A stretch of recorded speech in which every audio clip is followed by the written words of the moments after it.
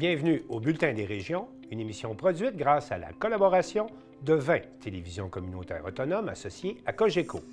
Alors, qu'est-ce que ça évoque pour vous, le 5-10-15? C'est un espace absolument magnifique. C'était des belles professions dans ce temps-là? J'ai fait 40 ans, madame. Non. Je vois l'homme comme un arbre parce que l'homme prend racine comme l'arbre. Avez-vous l'impression qu'il y a une relève pour ça? Est-ce qu'il y a des gens qui vont pour pas que ça se perde? C'est cette année que ça vaut vraiment la peine de venir au marché public. Ça représente une belle tradition, en fait, qui est un peu un porte-bonheur pour les pêcheurs.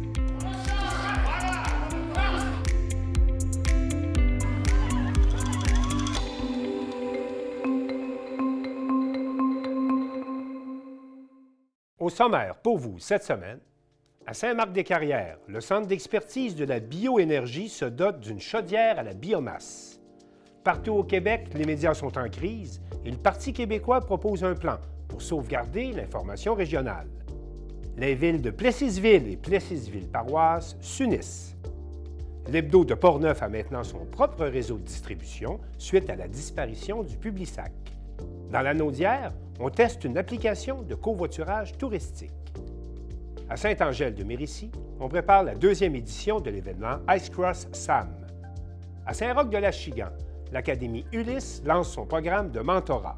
Et à Baie-Saint-Paul, le compte à rebours est commencé pour la 13e édition du cabaret festif.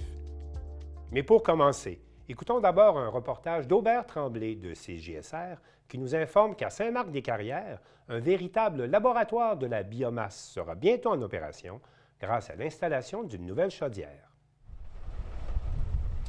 Aujourd'hui est un grand jour pour Jean-Pierre Naud.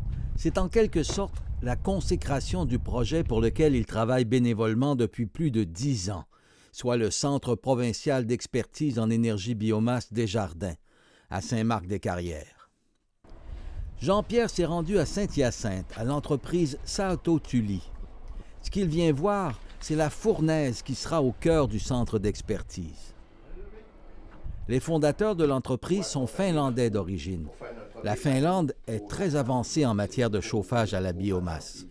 C'est fréquent en Finlande de chauffer les trottoirs avec la biomasse? Oui, surtout souvent dans les villes, on a un centre-ville piétonnier avec tous les commerces. Donc là, il y a beaucoup de trafic piéton et on veut pas mettre d'abrasif et du sel pour pas salir les bottes des gens. On veut pas avoir beaucoup d'équipements de déneigement qui passent en même temps parce que c'est forcément un risque avec les piétons. Et aussi au niveau du coût, on s'est rendu compte là-bas que ça revenait moins cher dans ce genre d'endroit que d'avoir mobiliser des gens et des équipements de déneigement. Donc c'est sûr qu'on a souvent ce genre de choses, après c'est fourni par des réseaux de chaleur municipaux. C'est l'eau de retour qui revient vers la centrale de chauffage qui va être utilisée pour chauffer les trottoirs, les choses comme ça. Et cette eau-là est chauffée comment? Ça dépend des villes, mais je dirais par exemple le plus gros réseau de chaleur qu'on a en Finlande, elle est dans la ville de Oulu. On a une carte de Finlande ici, c'est ici pas mal au nord, vous voyez.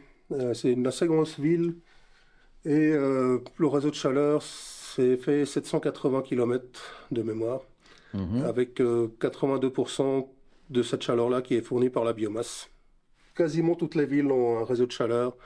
Dans 100% des villes, je pense en Finlande, où il y a au minimum une centrale biomasse qui est connectée au réseau. J'ai mon cousin qui habite en Finlande qui n'a jamais eu de chaudière ou de résistance électrique, de plainte électrique chez lui pour se chauffer. Il a toujours eu l'habitude de payer une facture de chauffage comme il paye sa facture d'électricité, en fait. Ah, OK. Il est connecté au réseau de chaleur. Il est connecté au réseau de chaleur de la ville, en fait. C'est simplement des tuyaux qui arrivent chez lui. Et chez lui, il a un compteur qui fait un échangeur de chaleur qui compte le nombre de kilowattheures qui lui sont fournis en chaleur. Et les nouveaux compteurs, maintenant, sont comme des compteurs électriques. C'est lecture à distance, donc il n'y a même plus personne qui vient faire les relevés.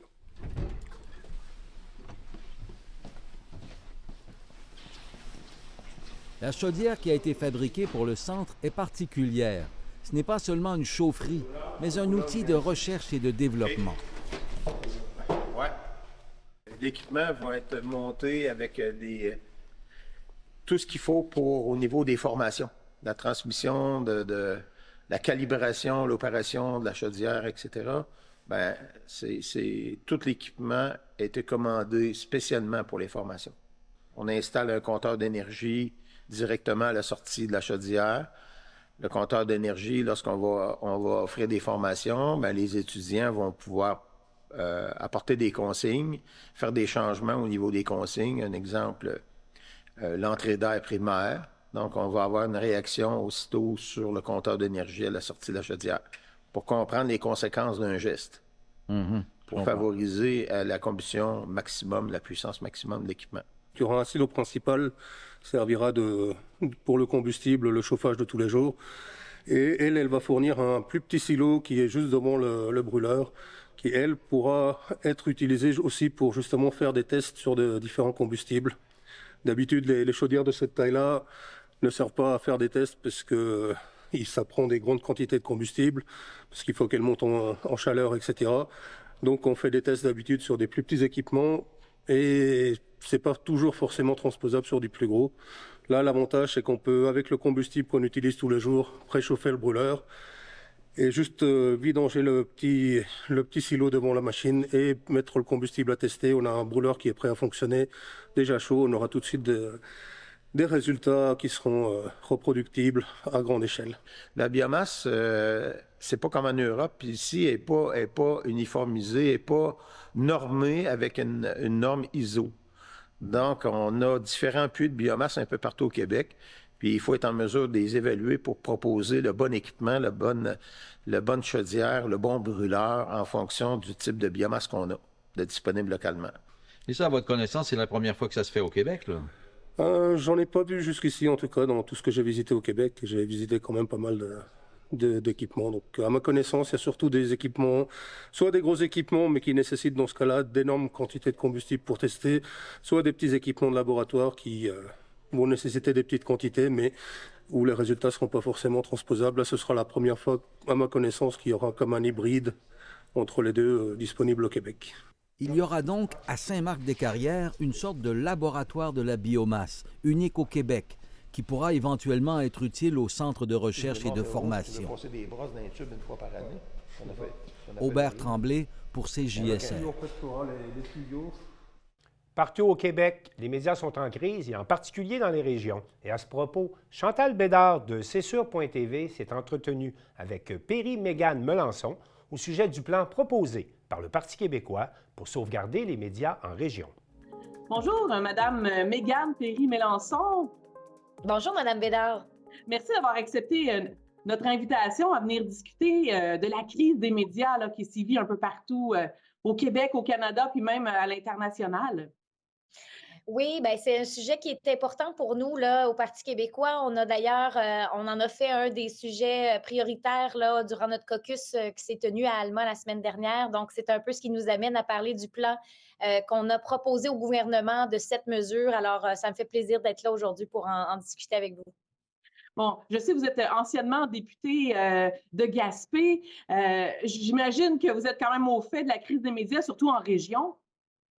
Oui, ben, oui, on le sent d'abord en région parce que quand on voit un poste qui est coupé dans une télévision communautaire ou bien ben, ça peut mettre tout en péril pour ce média-là. Puis on a tellement besoin d'être informé, pas seulement sur le plan national, mais de ce qui se passe chez nous. Vous le vivez aussi, même en étant proche des grands centres, on veut être au fait de ce qui se passe à plus petite échelle. Alors, vous êtes essentiel comme service et puis c'est dans cette optique-là qu'on a demandé au gouvernement de se presser là, à déposer son fameux plan parce qu'on sait qu'il travaille sur quelque chose depuis quelques années, mais on en parle abondamment depuis au moins 5 ans. Il y avait même eu un mandat d'initiative porté par les parlementaires à l'Assemblée nationale il y a maintenant 5 ans de ça.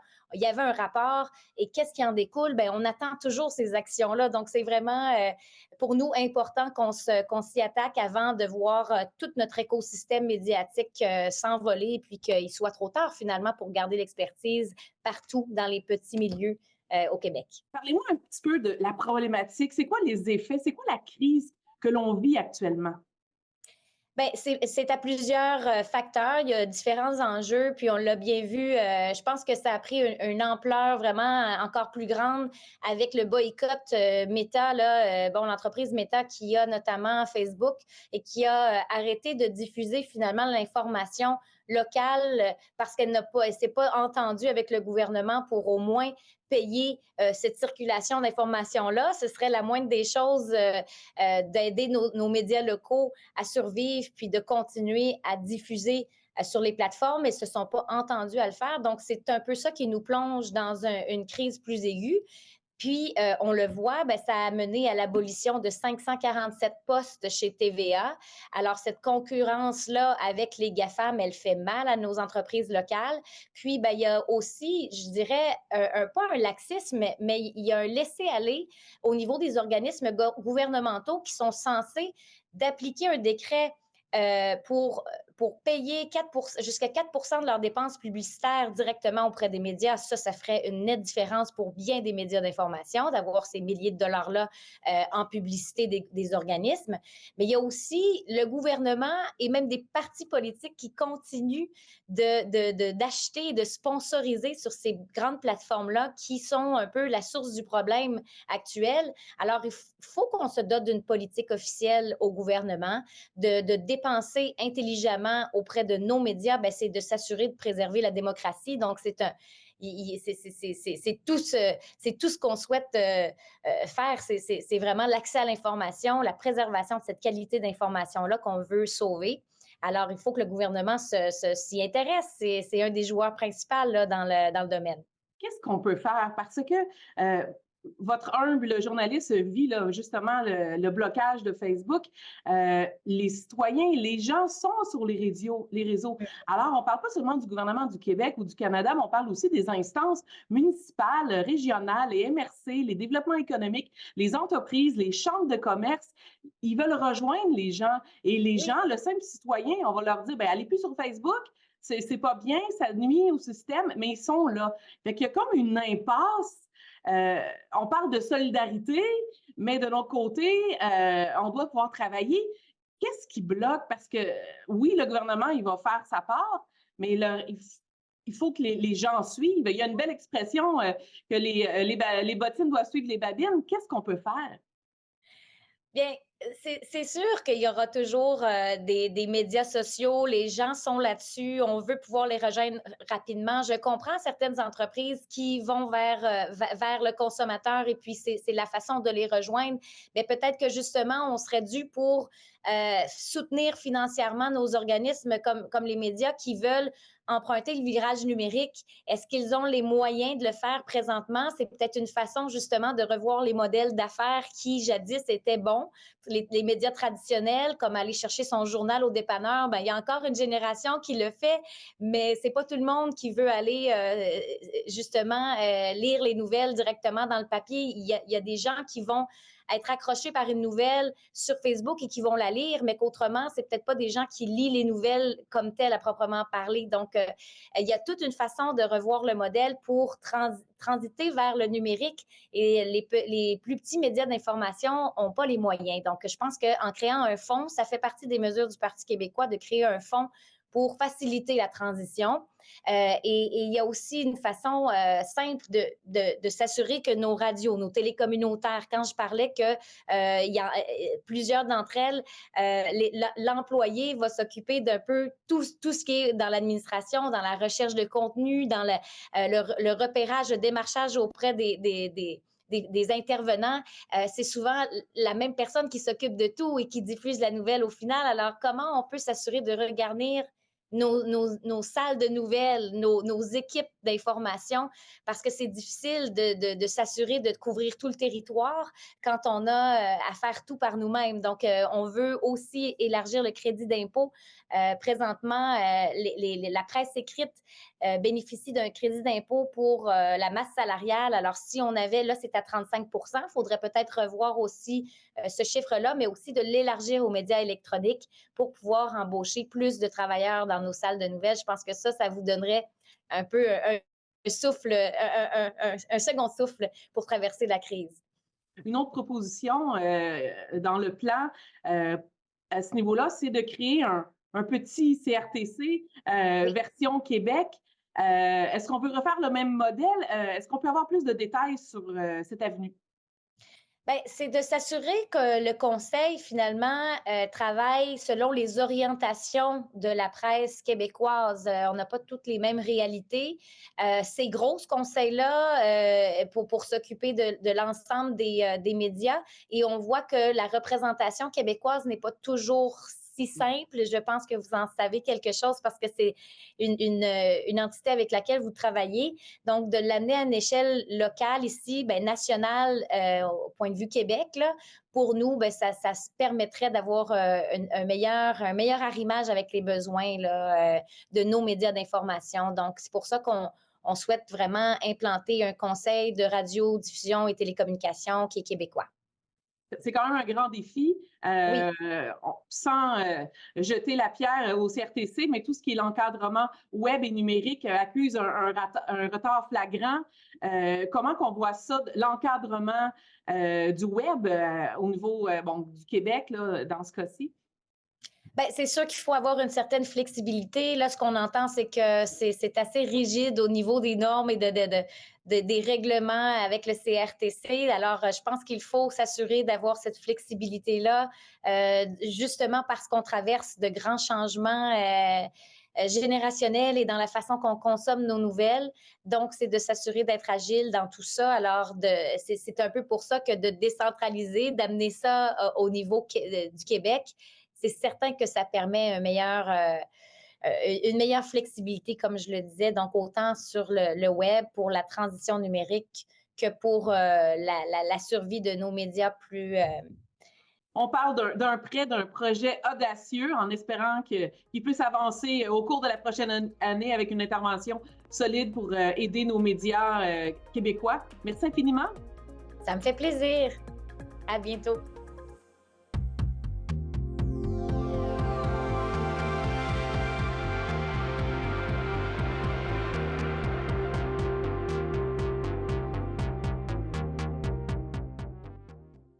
On rejoint maintenant Sylvana Suarez de la Télévision de l'Érable pour faire le point sur les actualités de sa région. Sylvana, bonjour.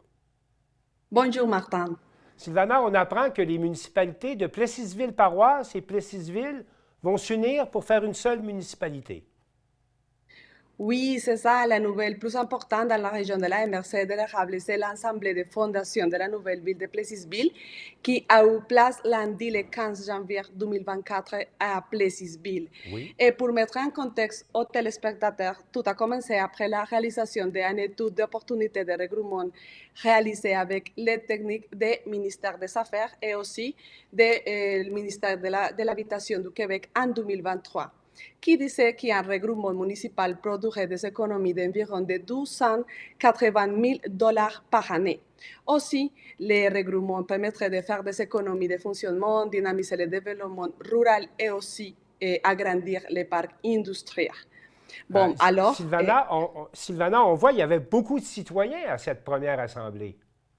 Oui, il y avait plus ou moins 400 personnes qui ont fait aussi comme des questions et des commentaires à la fin de l'Assemblée de fondation de la nouvelle ville de Plessisville, qui pour le moment va avoir les mêmes noms et aussi les mêmes logos. Mais dites-moi, on se retrouve à Plessisville à avoir 2 maires? Oui. Alors, la façon que ça marche, c'est que le maire de la ville de Plessisville, M. Pierre Fortier, et de la municipalité de la paroisse, que c'est M. Jean-François Labbé, agiront comme maire et maire suppléant en alternance chaque mois. Alors, l'Assemblée des membres des 2 conseils aussi formeront un nouveau conseil. Ça va être jusqu'à l'élection générale de 2 novembre de 2025, de l'année 2025. Et c'est à ce moment-là où on élira un seul conseil municipal. Un seul conseil municipal, oui. Et dans ce moment aussi, il y aura de nouveaux règlements pour la ville. Dans un autre ordre d'idées, on se questionne sur l'avenir d'une certaine église à Plessisville également. Oui, c'est un autre sujet qui se pose dans la région de la MRC de l'Érable et c'est le conflit qu'il y a entre la ville de Plessisville et la fabrique de Notre-Dame des Érables en ce qui concerne les églises Saint-Calixte et Notre-Dame de Fatima. Bon, la fabrique qui est la propriétaire... Quel est le conflit, quel est le conflit qui oppose la ville à la fabrique? Oui, c'est que la fabrique qui est la propriétaire de 12 églises souhaitait vendre l'église Saint-Calixte avec des coûts d'entretien de $120 000, oui, par année et conserver l'église Notre-Dame de Fatima avec un coût d'entretien de $40 000 d'entretien par année. Par contre, la ville de Plessisville voulait que l'église Saint-Calixte, déclarée édifice patrimonial, soit conservée, rendant l'espace de l'église Notre-Dame de Fatima un terrain de construction de logements. Alors, il y a comme un petit conflit et c'est pour ça qu'il a eu lieu le dimanche 21 janvier.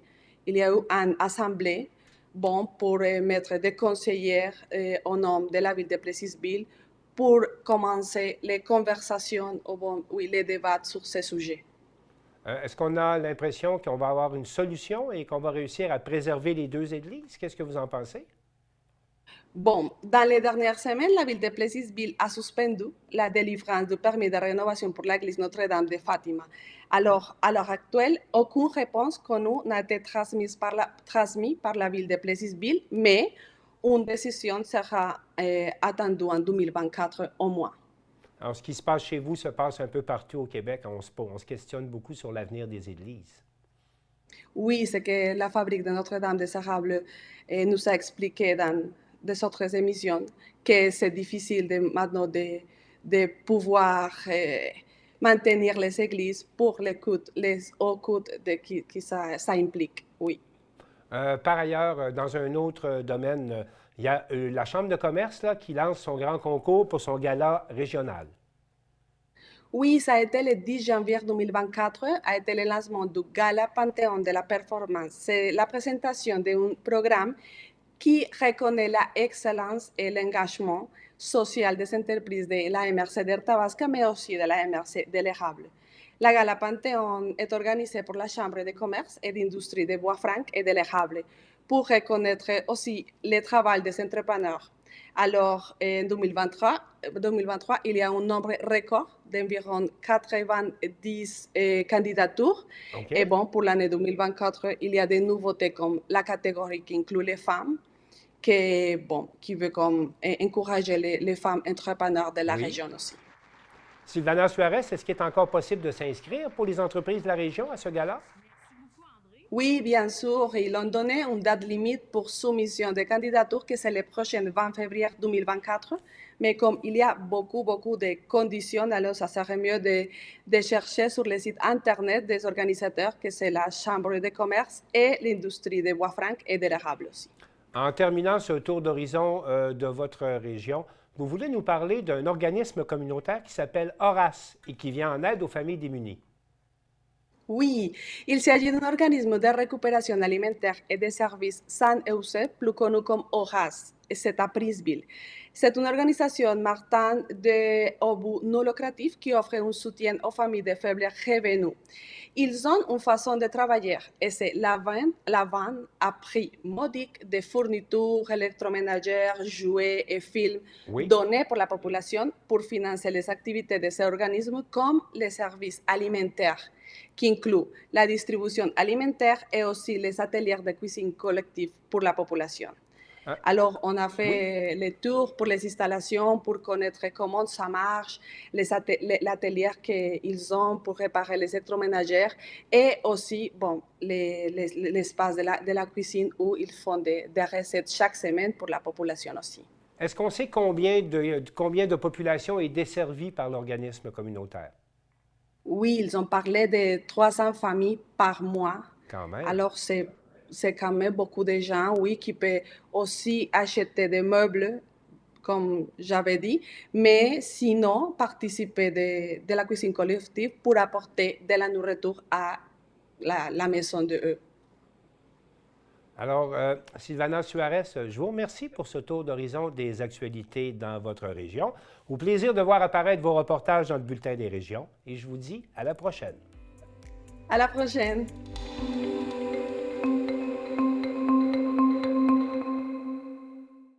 De Saint-Uribe à Saint-Gilbert, en passant par Donnacona et Cap-Santé, l'hebdo de Portneuf est maintenant distribué dans 150 commerces directement depuis l'abandon du Publisac. Et Charles Laviolette de CJSR a fait le tour des points de distribution. Avec la disparition du Publisac, l'hebdomadaire Le Courrier de Portneuf est désormais distribué dans des présentoirs un peu partout dans les commerces de Portneuf. La dernière livraison à domicile s'est tenue le 27 décembre et depuis, on peut trouver le journal dans un des 150 points de chute dans Portneuf. Nous avons parcouru la MRC pour visiter les commerces distributeurs et recueillir les commentaires quant au bon fonctionnement du nouveau mode de diffusion du courrier. À Grondines, on peut se procurer un exemplaire dans le bâtiment du Pop Café.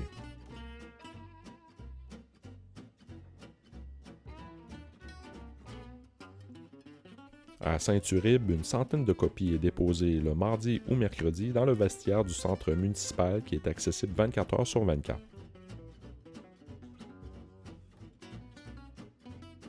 À Saint-Gilbert, 50 copies sont déposées à l'Hôtel de Ville, également le mardi ou le mercredi.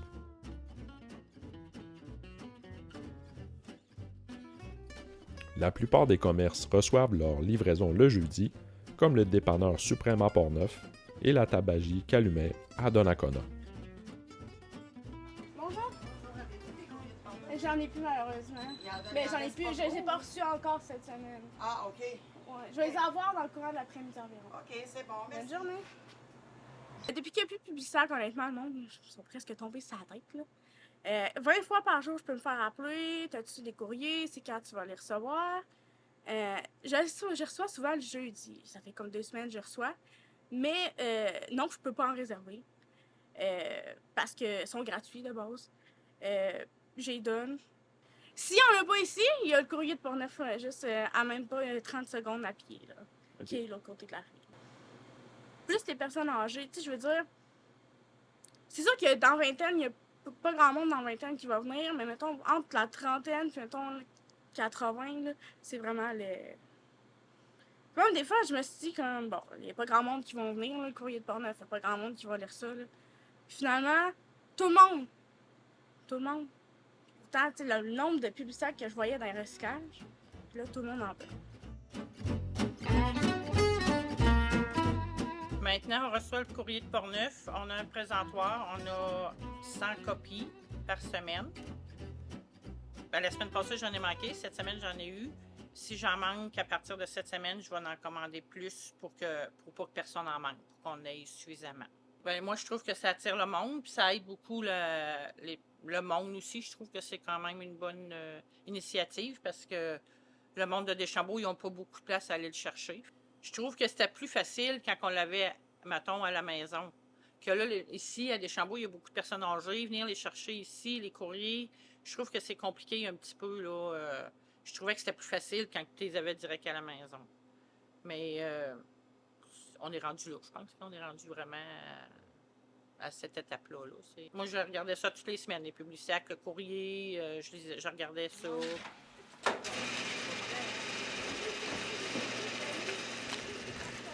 On a un rack double en plus, puis le monde vient pas mal le chercher ici. Tout en tinquant, il demande si le courrier est arrivé, puis on lui dit.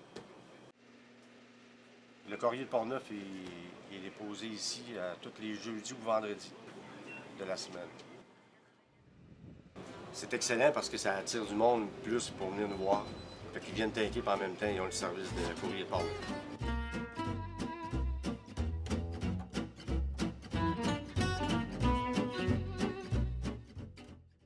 Daniel Yvon de CTRB nous présente une nouvelle application qui permet le covoiturage touristique. Cette application a pour nom Taximatch et fait l'objet d'un partenariat avec Tourisme Lanaudière.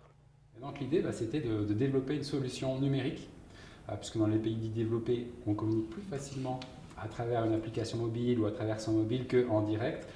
Et donc de proposer un moyen de communiquer, de réserver un taxi au départ, pour pouvoir réaliser les premiers et les derniers kilomètres qui sont si compliqués à faire, dans le but d'avoir un trajet qui va être plus économique, mais aussi plus écologique, et une manière aussi de bien rémunérer le chauffeur. Ça, c'est l'idée de départ de Taxi Partagé. On l'a développé en France, Donc elle est accessible. Si vous allez par exemple à l'aéroport de Paris, vous pouvez tout à fait partager un taxi match. Et je suis venu au Québec l'été dernier dans l'optique de développer cette solution, mais adaptée au territoire du Québec. C'est-à-dire que la distance que je peux faire avec mes pieds, c'est la même, mais il faut aller beaucoup plus loin. Donc je me suis rendu compte que le taxi, même si on le partage, sur des grandes distances, ça va coûter trop cher. Donc l'idée, c'est de développer la même solution algorithmique qui va permettre de regrouper les passagers et les conducteurs qui vont dans la même direction, mais en mode covoiturage. C'est-à-dire que c'est un conducteur qui passe par là, qui a des places disponibles et qui va pouvoir prendre en charge des passagers qui veulent aller dans la même direction. Et ce qu'on a conservé entre le côté taxi et le côté covoiturage, c'est la dimension touristique. Donc c'est du covoiturage touristique. Et j'ai eu plein de possibilités de visites, d'activités extérieures. Et sauf que quand on part de Montréal, par exemple, qu'on n'a pas de voiture, comment je me rends? On est assez limité. Exact. Quand on n'a pas le permis, qu'est-ce qu'on fait? Donc on pense à tous ces étudiants, par exemple, qui sont à Montréal, qui veulent faire plein d'activités, qui ne peuvent pas, parce qu'il n'y a pas de transport en commun, ils n'ont pas le permis pour louer une voiture. Comment on fait? Donc l'idée, c'est vraiment de leur proposer cette solution de covoiturage qui va être économique, toujours écologique, et en partenariat avec des sites touristiques, on va pouvoir desservir ces lieux, et en échange en fait, d'apporter cette nouvelle clientèle qui n'avait pas accès, les sites touristiques vont permettre d'obtenir des rabais sur par exemple le forfait ski, sur le matériel, sur l'activité, raquettes. Voilà. Donc c'est vraiment du gagnant pour chacun parce que c'est des personnes, ok, ils offrent un rabais, mais c'est des personnes qui ne seraient pas venues sinon. La cible privilégiée théorique, ça va être les personnes qui débarquent un petit peu au Québec et qui veulent découvrir, qui veulent savoir ce qu'on peut faire comme nouvelle activité, comme nouveau site à visiter et qui n'ont pas de voiture. Donc eux vont pouvoir bénéficier du service en tant que passagers. Mais on peut imaginer aussi des résidents, des Québécois, qui ont leur voiture, mais qui vont dans Taxi Match Covoiturage et disent « Ah, il y a déjà un trajet qui m'intéresse. » C'est une option écologique, encore une fois, rappelons-le, c'est bien de faire du C'est ça. covoiturage exact. Et du même coup, si tu as une voiture. Et finalement, le trajet que tu allais faire en auto solo ou à deux, finalement, tu peux, non, ma voiture, je vais la laisser au garage et je vais profiter d'un trajet qui existe déjà. En fait, c'est vrai, on avait cette solution technologique qui est développée, qui permet de regrouper des passagers et des chauffeurs de taxi. Et là, avec Tourisme Lanaudière, en fait, ils étaient intéressés par cette solution technique, mais en mode covoiturage. Et donc, on a adapté la solution existante pour proposer du covoiturage et donc aller permettre aux passagers et aux conducteurs de faire de la moyenne longue distance vers des lieux touristiques. Et donc, Tourisme Lanaudière est une entité touristique et c'est là où il y a eu le match. Et pour nous, ce qui marchait bien, c'est qu'on avait déjà dans nos plans d'action de Tourisme Lanaudière de travailler le développement durable, d'offrir des options de développement durable. Donc, c'était un match parfait, en fait, avec Taxi Match. Puis, c'était comme, quand il nous a proposé ça, nous, ça allait dans nos plans d'action de toute façon de mobilité durable. Fait que c'était génial. Oui, on a 4 stations, entre autres, de ski lanaudoise. On les a-tu nommées? Non, pas encore. Pas encore, ça sent bien. Oui, ben c'est ça, ski la réserve, ski Montcalm, Val-Saint-Côme, puis on a ski Garceau. OK. Puis comme on a le parc national Mont-Tremblant aussi. Pour faire de la raquette, c'est exactement. Mais c'est la partie Saint-Donat que vous offrez ou c'est la partie Là, c'est quelle partie exactement? Pimbina. C'est ça, je me rappelais plus. OK, c'est ça, vous offrez. Puis on a Super Glissade Matin aussi, ça se rejoint à nous. Donc oui, c'est ça, que c'est sûr. Que dans le fond, vous vous êtes parlé toutes les deux, vous avez les deux entités, et c'est ça qui a amené le match. Est-ce que c'était ça qui a pimpé votre application, qui a fait que... Le fait qu'on soit partenaire? Oui, c'est ça, oui, c'est ça. Oui, complètement. En fait, nous, on avait cet objectif de développer le covoiturage, mais il y a eu un concours organisé par le MT Lab, l'incubateur du tourisme, qui a permis cette mise en relation avec Tourisme Lanaudière et qui a déclenché de manière avancée le développement de cette solution. Donc, on est vraiment dans une situation que Tourisme Lanaudière est vraiment pionnière dans cette activité-là. Et vous, c'est votre premier partenariat vraiment réel et concret.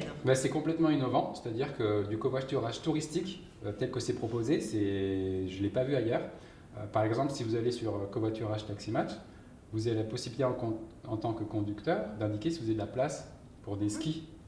Alors, je ne connais pas d'offre de covoiturage qui va être si précise par rapport aux possibilités de déplacement vers des sites touristiques.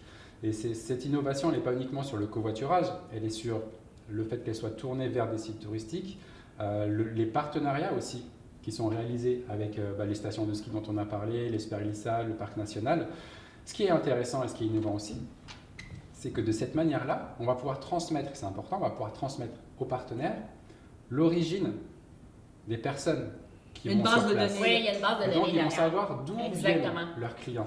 Aujourd'hui, ils ne le savent pas forcément. Non. Puisqu'ils vont rentrer leur adresse de départ, Ouais. nous, on va savoir d'où sont partis les Même gens. pour Tourisme Lanaudière, c'est génial d'avoir ces données-là, tu sais. De Oui, oui. savoir d'où ce qu'ils viennent, justement, D'où viennent. pour nos attraits. Et on a été contacté par d'autres régions. On peut par exemple la Gaspésie Oui. qui nous a contacté, qui trouve ça très intéressant, proposer des moyens de déplacement durables. Mais l'objectif, après travailler avec Tourisme Lanaudière, c'est de continuer ensemble évidemment, mais c'est de déployer le service avec d'autres partenaires, d'autres régions. OK. Comment ça fonctionne? C'est simple. En fait, vous avez besoin juste d'un smartphone. Vous avez ici le service, le On de download covoiturage. l'application, oui. Donc, on rentre, il n'y a même pas besoin de télécharger d'application. Vous indiquez votre point de départ, votre lieu d'arrivée. Soit vous êtes conducteur, vous cliquez un trajet, soit vous êtes passager et vous recherchez un trajet. Et si un trajet qui vous intéresse, vous cliquez dessus et vous allez pouvoir être mis en contact avec le conducteur. Et qui détermine les coûts? Pour les passagers, pour les conducteurs, il n'y a pas de frais pour s'inscrire sur la plateforme. Il y a un coût d'utilisation qui va correspondre à 1 km. C'est-à-dire que vous payez 20 cents du kilomètre. C'est pas beaucoup. C'est pas beaucoup, ça va coûter moins cher que le bus finalement pour aller aux stations de ski. Le conducteur, ce qui est bien pour lui, c'est que ça va lui permettre de rembourser son essence. Oui, exact. Et comme on a dit tout à l'heure, le fait d'être passager et conducteur, vous allez en plus avoir des avantages avec les partenaires. Réduit, ben oui. Pour Tourisme Lanaudière, c'est une première expérience. Oui, bien, en fait, nous, on est fiers de dire qu'on a Taximatch, bien entendu, pour le service de covoiturage, mais on a aussi les éco-excursions avec Bonjour Nature. Fait que là, on a 2 options de mobilité durable. On est vraiment fiers de dire qu'on offre ça, justement, comme souci écologique et environnemental. Que ça va faire des petits, là, tu sais, des petits bébés, là, autour. bébés, Ouais, c'est ça. clair, c'est trop un projet intéressant. C'est une nouvelle solution dans le sens où, oui, c'est du covoiturage, mais qui a une dimension touristique avec des partenariats avec des grands acteurs du tourisme, ce qui va permettre, et c'est le but, aux touristes ou même aux résidents de pouvoir profiter du tourisme en réduisant leur impact environnemental. Le covoiturage, ce n'est pas uniquement une solution de déplacement durable, c'est aussi une expérience à vivre. Et on va avoir des conducteurs, des passagers qui ne se connaissent pas, qui vont se rencontrer, découvrir, généralement avec des passions similaires puisqu'ils vont dans des lieux touristiques communs. Et donc ça va créer une super atmosphère et ça va permettre à des gens peut-être qui connaissaient personne de rencontrer du monde et de faire l'activité, voire de passer la journée avec des nouvelles personnes avec qui ils vont s'entendre. Des coups de foudre peut-être. Si Ça possible. peut Hein. aussi. Tu sais, des gens... On fera une scène, on fera une spéciale Saint-Valentin. Comme qu'explique aussi les gens, mettons, de l'extérieur du pays qui viennent d'arriver au Québec, c'est une belle façon de rencontrer des gens. Oui, c'est ça, aussi, je peux tout dire, à ça fait fait. du Mais réseau. oui, Tu as des exact. internationaux qui vont arriver, qui sont ravis de vivre le Québec par les activités, mais aussi par les rencontres. Et donc s'ils peuvent rencontrer des Québécois, des locaux, échanger, avoir des tips, avoir des conseils sur quoi faire, et puis les Québécois d'échanger un petit peu avec des personnes qui viennent de l'étranger, c'est toujours sympa, surtout que les personnes ici communiquent en français, en anglais, ça fait quand même pas mal de monde avec qui on peut parler. Oui. C'est un côté expérience qui est très, très chouette. Vraiment très très bien. Donc si on va voir, on peut aller sur le site de Tourisme Lanaudière. Oui, exactement. On va avoir Taximatch est partenaire avec nous sans problème. Là, Exact. on est sûr qu'on est dans la bonne application. Tout à fait. Sinon, on peut aller directement sur le site. Taximatch.ca, on fait un rappel aussi, vous verrez le covoiturage Taximatch.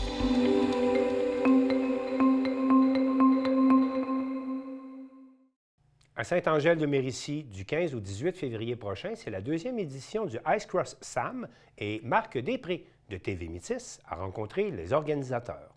Alors, il y a le Ice Cross qui sera de retour en février pour une 2e édition. Donc, tous les deux, vous y avez participé l'année dernière. Comment vous avez aimé votre expérience? C'était le fun. Malgré les froids, nous, peu importe, on brave la tempête s'il y en a une, puis on est sur la piste à descendre. C'est un sport qui sort de l'ordinaire, puis ça vient nous chercher avec une dose d'adrénaline vraiment intensive. Alors, peu importe les conditions qu'il va y avoir, on va les braver. Donc, malgré les conditions, là, on est vraiment satisfait. Oui, vraiment. Puis même, c'est même pas malgré les conditions. C'est vraiment juste, ça a été une étape de plus, un combat de plus à avoir dans notre parcours, mais c'était vraiment le fun. Et de votre côté? Comme David le mentionne exactement, là, le froid était de mise l'année passée. Malgré tout ça, on a quand même performé. C'est sûr que la fatigue, le froid, c'était rough un peu sur le corps. Cette année, on va souhaiter du beau temps. S'il y a du froid, on le prend quand même. On a besoin de faire de la glace. Mais sinon, là, on est prêt. Puis on espère avoir une belle fin de semaine encore, là, comme l'année passée. Et quand même, on avait réussi pour une première édition à avoir au-delà, et malgré la température, au-delà d'une centaine de participants. Donc, c'est encourageant de voir que le sport persiste.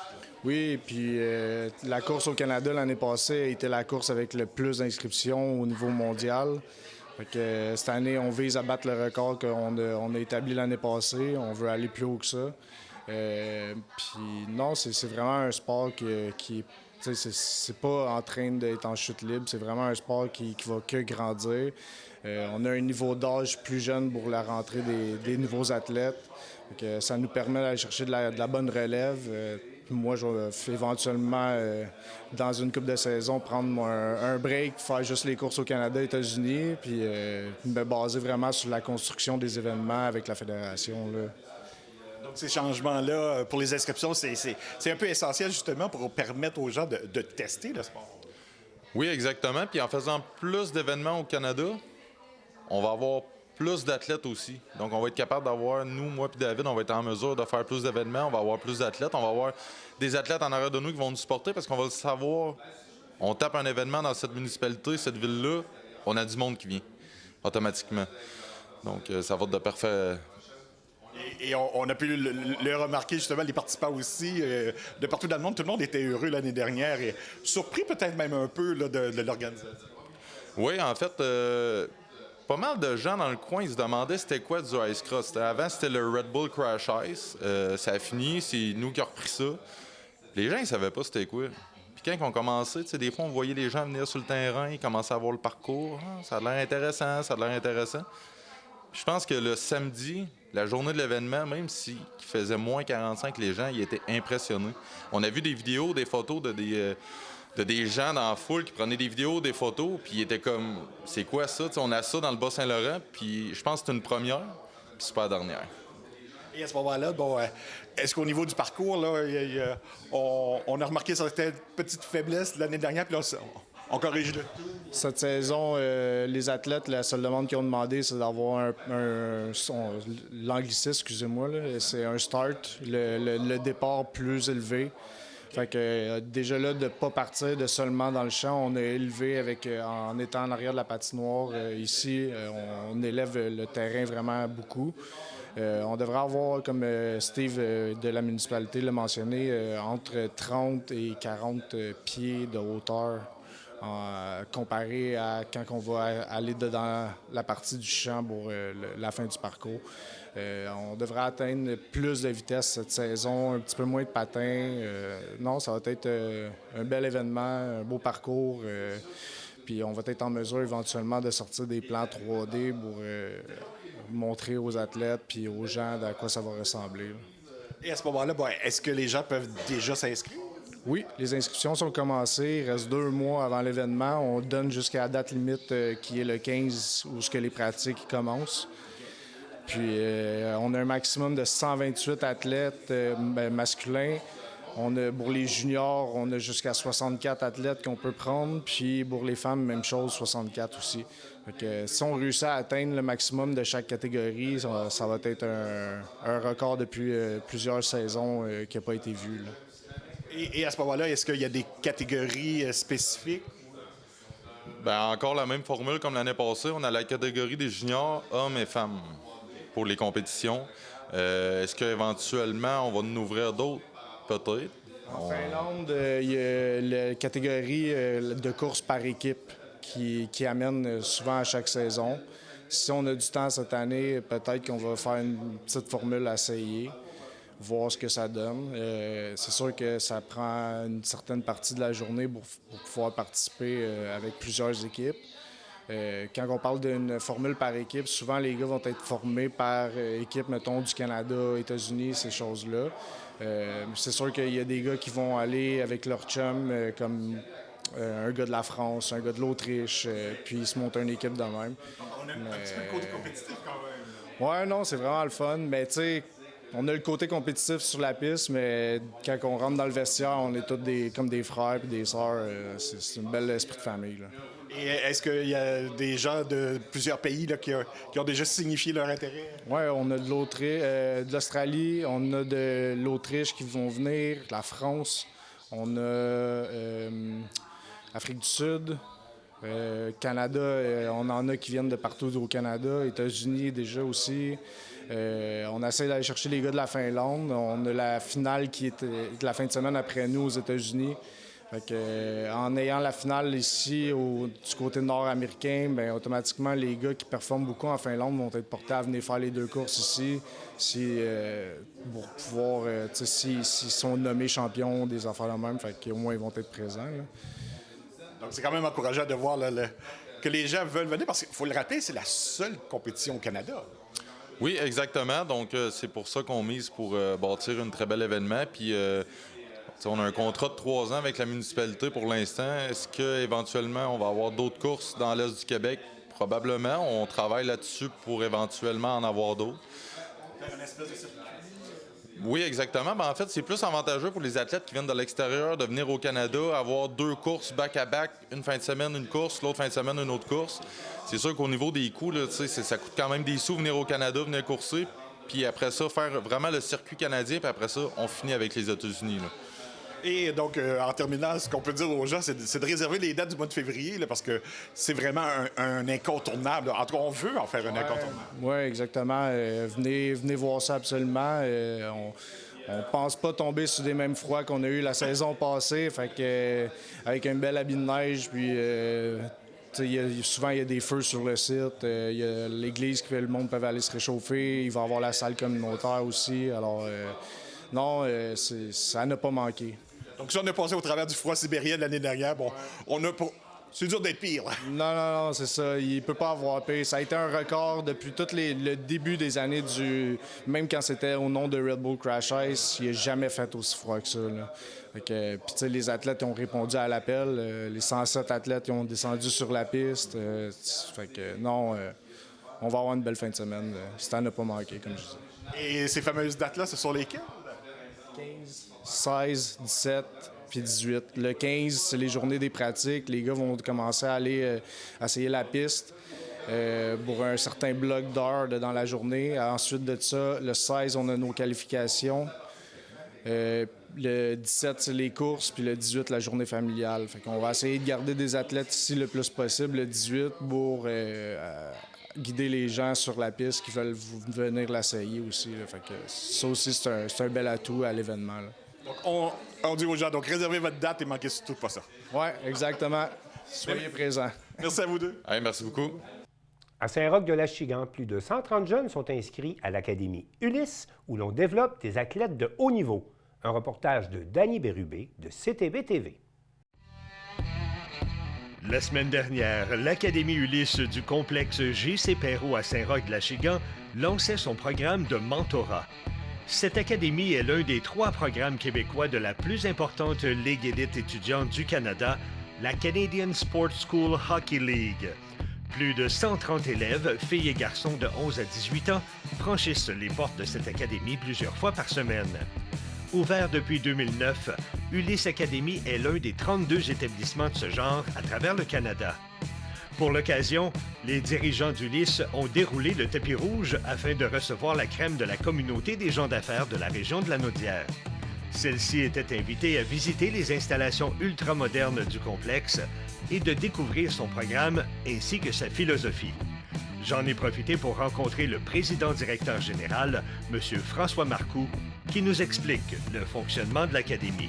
Dans le fond, Ulysse Academy, ça a vu le jour en 2008-2009 comme équipe de type prep school, comme on retrouve au collège américain. Puis on a toujours évolué à chaque année. Puis aujourd'hui, ce qui est le fun, c'est qu'on peut dire qu'on a une concession canadienne de la plus grosse ligue scolaire, donc coast to coast. Il y a juste 3 concessions au Québec, puis on en fait partie. Pour se classer, pour avoir ça, il fallait avoir un cahier de charge quand même assez bien rempli, du placement, de la rigueur académique. Donc, on est accepté là, au niveau de la CSSHL coast to coast au Canada. C'est une grande fierté pour nous. Ça. Fait que nous autres, l'avantage d'offrir ça à notre clientèle, c'est qu'après le parcours secondaire, donc à partir de la 17 ans, ils peuvent être dans le réseau canadien pour une visibilité maximale et en plus, visibilité américaine aussi. Donc, on donne la même chance à un Québécois maintenant d'avoir la même visibilité qu'un Ontarien ou un Américain. Et qu'est-ce qui se passe ici exactement à l'Académie? Ça fonctionne comment? Là? Les élèves arrivent, c'est des athlètes, comment ça marche? Nos élèves athlètes font maintenant au secondaire 4 sports. Le sport majeur demeure le hockey garçons et filles du secondaire 1 à 5. Ils vont aussi toucher à l'aviron, qui est un sport numéro 1 pour des bourses d'études. Ils vont faire du vélo montagne, travailler le bas de corps au niveau de la propulsion, la puissance des jambes. Et ils vont faire la crosse aussi. Au printemps. Donc, avec les 4 sports, on maximise le placement des finissants pour les bourses d'études. C'est pour ça qu'on fait ça. Donc, l'académie, c'est un programme multisport dont le hockey, c'est le sport majeur. Mais est-ce que les gens viennent ici puis ils étudient comme n'importe quelle école ou ils vont à l'école en premier et ensuite ils viennent ici les soirées? Absolument. C'est un parascolaire. Donc, nos jeunes ne sont pas dans des classes fermées sport-études. C'est un choix à l'école. Ils font les choix à maths fortes, sciences, tout ce qu'ils ont besoin. Et puis, garçons-filles mélangés. Par contre, à la fin de la journée, ils prennent les navettes, ils s'en viennent ici. Puis là, à ce moment-là, 4 fois semaine, ils ont de l'entraînement hors glace, sur glace, tutorat académique, 2 périodes de plus par semaine que tous les autres élèves athlètes réguliers. Donc, 0 manque académique pour entraîner, 0 manque académique pour jouer, plus 2 périodes par semaine de plus. C'est pour ça que notre placement est à 95 des finissants. Et ici, on accueille autant les garçons que les filles, c'est ça? Absolument, oui. Pour les filles, on a du secondaire 1 à 5. Ce qui est intéressant, c'est que les filles au hockey mineur, ils n'ont pas tellement d'entraînement, parce que nous, on peut offrir du volume d'entraînement, puis on les laisse jouer au niveau du hockey mineur les fins de semaine. Fait qu'on les développe à l'interne. Ils sont 100% élèves, 100% athlètes, puis les fins de semaine, ils vont aller jouer dans le 2A, dans le 3 féminin, puis on voit la progression fulgurante des filles. Là. L'âge des enfants ici, c'est de quel âge à quel âge? On recrute à partir de la 5e année du primaire. La grande majorité de nos moins de 12 ans, c'est des 6e années. Ensuite de ça, secondaire 1, secondaire 2, 3, 4, 5. Et le post-secondaire, qui est notre équipe M19, la grande majorité, c'est des 17 ans. On peut avoir quelques 18 ans s'ils veulent revenir une 2e année, mais on part de 11 à 18 ans en moyenne. Fait que donc ici, ils viennent apprendre les rudiments du hockey avec des personnes qualifiées. Ils vont jouer aussi. Il va y avoir des matchs, j'imagine, ici aussi? Oui, absolument. On est dans des ligues, donc non seulement s'entraîner, mais on a des saisons, on a des séries éliminatoires. Du côté de notre M19, c'est séries éliminatoires canadiennes. Au niveau des RSEQ, c'est au niveau provincial à ce moment-là. Puis est-ce que vous avez formé beaucoup d'athlètes qui, aujourd'hui, on retrouve à la LNH, par exemple? Est-ce que ça arrive ici, ça? Oui. Le programme est quand même jeune. Après 15 ans, on avait déjà 3 qui ont atteint la Ligue nationale. On a 7 qui ont touché aux ligues mineures, les clubs écoles, la Ligue nationale, la Ligue américaine ou la Ligue de la Côte-Est. On a quelques-uns qui sont allés en Europe aussi. Puis on a tout près de 50 qui sont allés dans les grandes universités se diplômer grâce au hockey. Donc, pour nous, là, c'est ça la route. C'est aller le plus loin possible avec les études. Puis le bonus, c'est de jouer professionnel, mais au moins, tu es diplômé. Effectivement. Comme Vincent Desharnais des Oilers Edmonton, qui est notre porte-parole, qui est diplômé de Providence State, puis qui joue maintenant pour les Oilers Edmonton. C'est notre porte-parole aujourd'hui. Mais les jeunes qui viennent ici, là, est-ce que c'est dispendieux pour eux ou ils payent-tu des frais pour être ici? Oui, parce que ça coûte cher. Juste le transport, c'est phénoménal comment ça l'a augmenté depuis la pandémie. Les glaces, les entraîneurs, donc c'est sûr qu'on ne peut pas offrir ça gratuitement. Par contre, on a un programme de mentorat, de tutorat, de commanditaire, de partenaires qu'on a mis en place pour offrir aux gens des solutions pour que ça coûte le moins cher possible. Il y a des gens chez nous où ça ne coûte rien. Parce qu'ils sont impliqués, ils vont vendre de la pub sur les écrans géants, ils vont s'impliquer tout l'été. Donc, on a des outils pour réduire le coût au minimum. Okay. Mais on est le moins cher à grandeur du Canada présentement, Ulysse Academy, dans la Ligue CSSHA. Puis c'est justement, aujourd'hui, c'est une journée spéciale parce qu'on a une rencontre avec des partenaires. C'est ce qu'on essaie de faire pour avoir des sous? Oui, exact. Dans un monde où on a une pénurie de main-d'œuvre, que les gens en affaires cherchent des employés, bien, nous, on part le mentorat, c'est-à-dire qu'à partir de l'an prochain, chaque finissant de notre équipe M19 va avoir une entreprise reliée à lui pour donner des stages l'été, donc des travails d'étudiants dans son domaine, en gestion, en commerce, parce que la plupart sont là-dedans. Et puis, éventuellement, accompagner ce jeune-là par l'entreprise jusqu'à l'université, puis peut-être un jour devenir le PDG de l'entreprise. C'est un peu ça qu'on vise. On ne sait jamais ce qui peut arriver, hein? C'est pour ça le plan B qui est important aussi. Absolument. On a un aujourd'hui, je le nomme Nicolas Provost, qui est pharmacien aujourd'hui. Il possède déjà des pharmacies. Il est venu aujourd'hui pour être le premier à signer le premier mentorat là, pour l'an prochain. Donc, les anciens reviennent de redonner. Là. Bien, on lance le message aux gens à la maison. Hein? On lance le message si jamais il y a des entreprises qui sont intéressées à parrainer ces jeunes-là. Pourquoi pas? C'est un bel avenir pour eux. Absolument. On invite les jeunes de Laurentide-Lanaudière. Vous voulez avoir une belle affichage avec des jeunes. Puis c'est notre fondation, donc crédit d'impôt sur les dons. À Baie-Saint-Paul, le cabaret festif revient pour une 13e édition avec des artistes participants qui proviennent de partout au Québec et des prix qui permettront à ces artistes de se produire partout au Québec. Un reportage de Lydia Duchesne de TVCO. Le cabaret festif de la Relève est de retour à Baie-Saint-Paul pour une 13e édition qui se déroulera les 27 janvier, 17 février et 9 mars prochains au cabaret de la Maison Otis. La grande finale du 30 mars demeure à la salle multi du Germain-Charlevoix. On a décidé de ne pas changer la formule gagnante, donc toujours 3 soirées de qualification, une finale, 12 candidats, candidates qui vont tenter donc d'accéder à la finale et de remporter les nombreux prix. Quelques nouveautés sont tout de même apportées à cette édition au niveau des partenaires et des prix remis aux artistes. Évidemment que plus les années passent, plus on est un petit peu plus connu dans le milieu de la diffusion surtout. Donc, nos nouveaux partenariats, c'est souvent ça. C'est des festivals d'ailleurs au Québec ou des salles de spectacle qu'on essaye soit d'aller chercher ou qui nous contactent pour offrir un prix parce qu'ils savent que les artistes qui sortent du cabaret festif sont souvent quand même de haut calibre puis ils les veulent d'emblée dans leur programmation. Fait que cette année, on a quelques petites nouveautés, donc les artistes vont pouvoir en bénéficier. Parmi les nouveaux partenaires, on peut entre autres compter le Festival Bleu-Bleu de Carleton-sur-Mer et le bistrot La Chasse-Peinte de L'Anse-Saint-Jean. Une petite nouveauté là, qui est par rapport aux finalistes. On va offrir non seulement des prix à la personne qui gagne le prix du jury et le prix du public, mais on va offrir un espèce de petit package aux 4 finalistes. Donc, ça va être un abonnement au FOCOF, donc pour des rencontres pro, des conférences tout au long de l'année et du temps de formation en droit d'auteur, gestion des droits d'auteur. Donc, ça, c'est vraiment des sujets. En fait, on a tâté un peu le terrain auprès des artistes. De quoi vous avez besoin, tu sais, pour démarrer une carrière comme ça? C'est souvent ça qui nous disait des outils pour comprendre c'est quoi la gestion des droits d'auteur, puis se faire des contacts. Donc, on a essayé de leur offrir ça, puis on va le donner vraiment à tous les finalistes, aux 4 projets finalistes.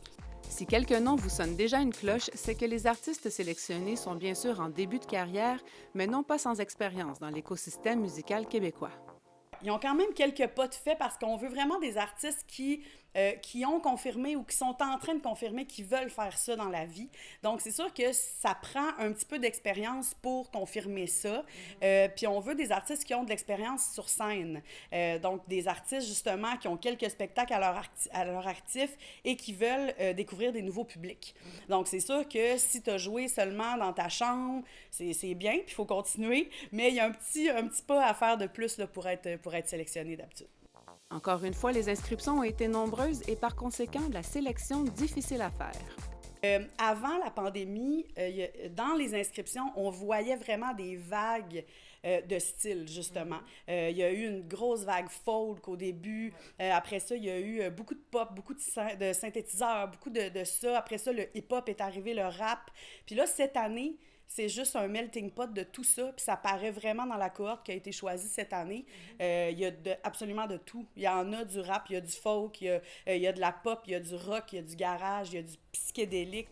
Des mesures comme l'abolition des frais d'inscription et la rémunération des artistes qui ont été mises en place depuis quelques années font aussi beaucoup parler dans le milieu et inspirent tranquillement d'autres concours au festival qui offrent maintenant des avantages semblables. Je ne sais pas si on a rapport là-dedans, mais je pense, j'espère, en fait, si ça a pu juste ouvrir des portes puis donner des meilleures conditions aux artistes, c'est ça qu'on veut. Les billets pour les différentes soirées du cabaret sont disponibles sur lepointdevente.com. Notez que la passe Curieux, qui donne accès à la totalité des soirées à prix avantageux, affiche déjà complet. C'est tout pour le Bulletin des régions cette semaine. Je remercie toutes les stations de télévision participantes et je vous dis à la prochaine.